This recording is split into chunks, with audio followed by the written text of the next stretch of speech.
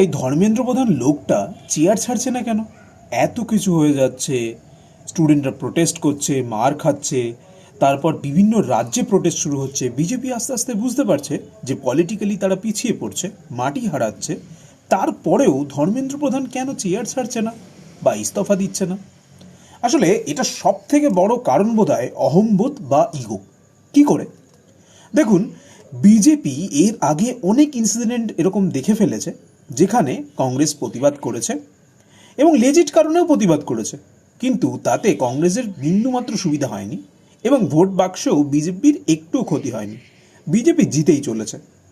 এই যে বারবার যা কিছু করে ফেলি আমরা জিতে যাব, এই ব্যাপারটা রিপিটেশন হতে হতে বিজেপির মধ্যে একটা কনফিডেন্স চলে এসছে যে we will get away with anything.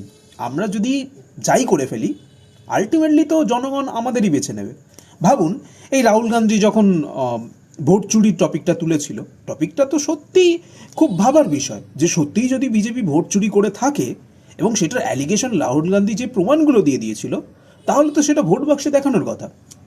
আসলে আমরা মানুষ, ইন্ডিয়ান মানুষ বিশেষ করে মোমেন্টামে বিশ্বাস করি যে রাহুল গান্ধীর যতক্ষণ না হাওয়া চলবে বা যতক্ষণ না মনে হবে যে মোদি শেষ, ততক্ষণ না আমরা মোদির বিকল্প কাউকে ভোট দেবো না। কারণ আমরা মনে করি যে যার জেতার হাওয়া নেই, জেতার কথা নেই, তাকে যদি আমরা ভোট দিয়ে ফেলি ভুল করে, তাহলে আমার ভোটটা নষ্ট হচ্ছে।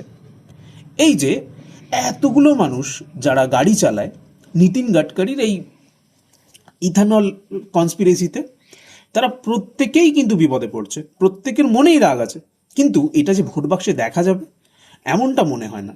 তবে একটা সময়ে এই ধৈর্যের বাঁধটা ভাঙবে, সেটাও আমার মনে হয়, এবং তখন এই সমস্ত টপিক, সিজেপির প্রোটেস্ট, সোনাম ওয়াংচুক, সবগুলো ভূত হয়ে একসাথে বিজেপির ঘাড়ে চাপবে। এ ব্যাপারে আপনার কি মনে হয় জানান কমেন্টে, আর ভিডিও ভালো লাগলে ফলো করে দিন।